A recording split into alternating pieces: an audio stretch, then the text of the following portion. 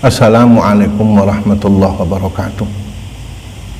Alhamdulillahilladzi nawwara bihidayatihi qulubal arifin wa ikhtassa bil inayatihi man atau biqalbin salim. Asyhadu an la ilaha illallah wahdahu la syarikalah wa asyhadu anna Muhammadan abduhu wa rasuluh.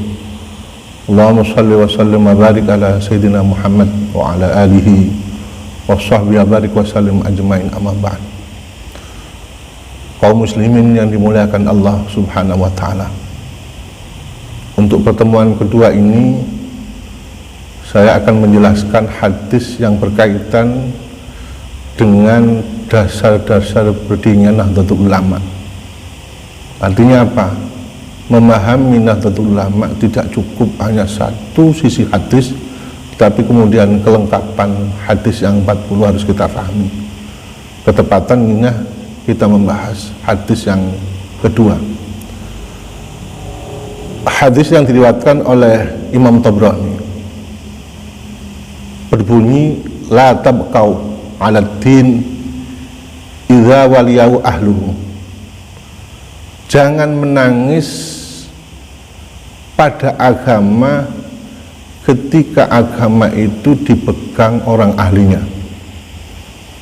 Artinya apa? Kalau seorang pemimpin menaungi organisasi Islam yang bersifat keagamaan dan sosial, tidak boleh seenaknya sendiri memimpin atau memilih pemimpin.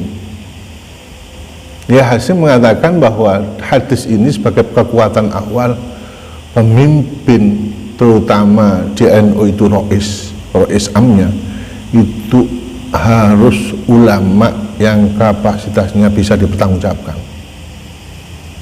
Ketika dipegang oleh ahli di bidangnya, maka hadis ini menjelaskan tidak boleh kita nangis, harus kita bangga.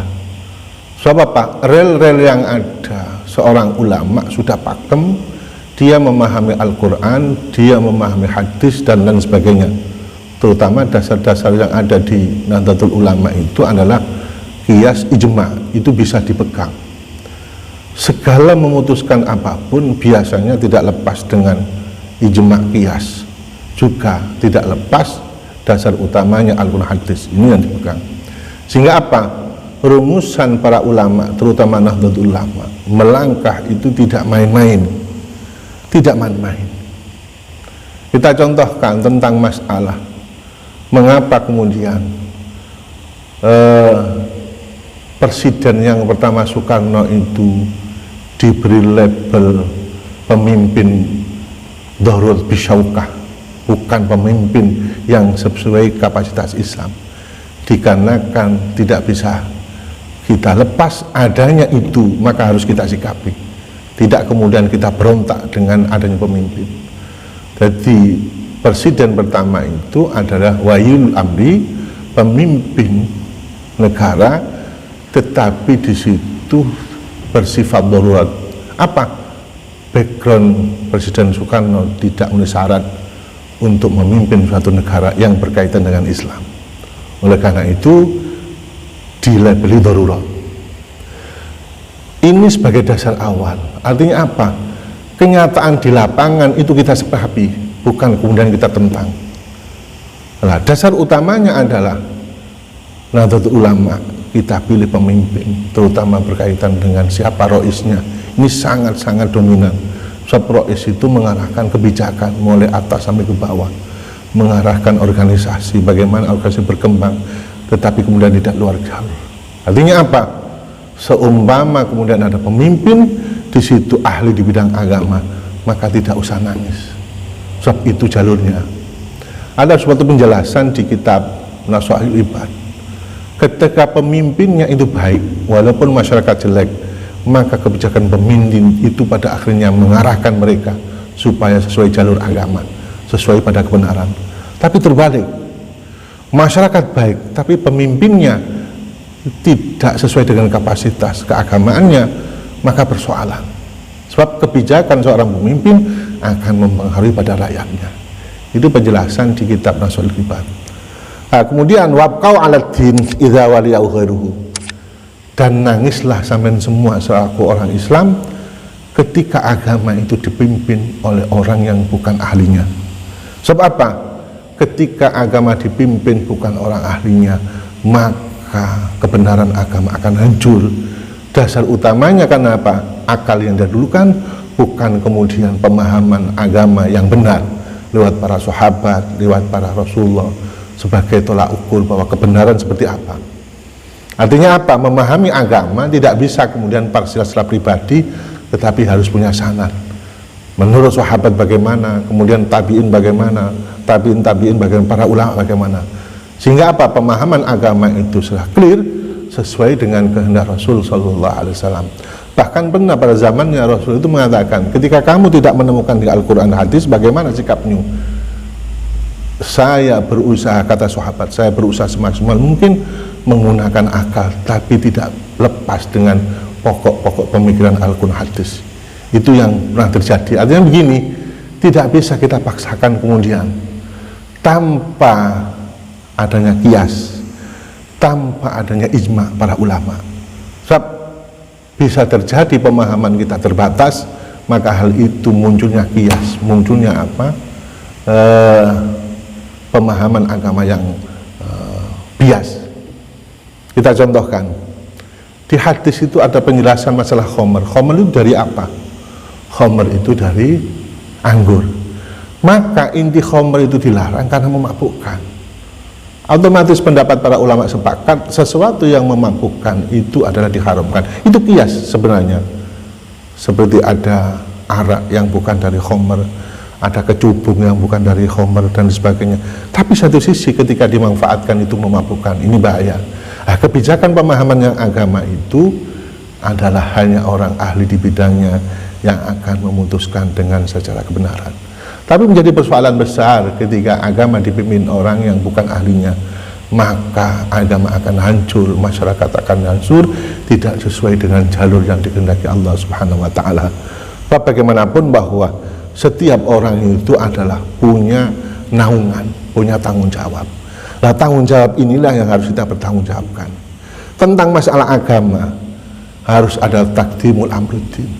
Nek ono persoalan dahulukan kepentingan agama, mengakhirkan atau menomorduakan kepentingan keduniaan. Sebab apa? Li'annahu amrun mutawaqfatun haqqul sultan, sebab urusan agama itu bagian dari kebenaran yang dikehendaki Allah Subhanahu wa taala. Apa?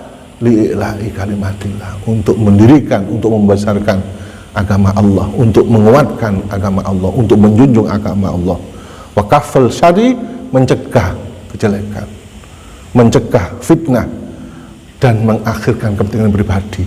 Tapi tetap pada akhirnya Allah memenuhi apa yang kita kehendaki. Allah yang sebagai tanggung jawab seorang yang janjinya tidak mukhalaf, janjinya tidak mukhalif, janjinya itu tetap ditepati Allah Subhanahu wa taala. Para kaum muslimin yang dimuliakan Allah Subhanahu wa taala, hadis yang kedua ini sangat-sangat pokok. Cuman kadang praktek di Indonesia sulit. Sebab Indonesia itu bukan negara Islam, negara apa? Darussalam, negara kesepakatan oleh orang yang mendirikan sebuah negara. Artinya apa? Keputusannya ada tidak pada sisi agama yang satu, tetapi juga tidak sisi agama yang kedua. Tapi kita jelaskan bahwa sejauh di Indonesia itu bukan agama yang bersifat keislaman, tapi mayoritas Islam itu di situ. Maka Darul Muslimin sudah kita pegang. Kebijakan-kebijakan yang berkaitan dengan agama Islam itu sudah difasilitasi. Kita nggak usah berpikir panjang kemudian nyun sewu, kita alihkan dengan negara khilafah. Negara khilafah itu sangat-sangat rumit perumusannya. Siapa menjadi seorang pemimpin, siapa yang memilih, kapasitasnya bagaimana, siapa orangnya, sangat-sangat sulit.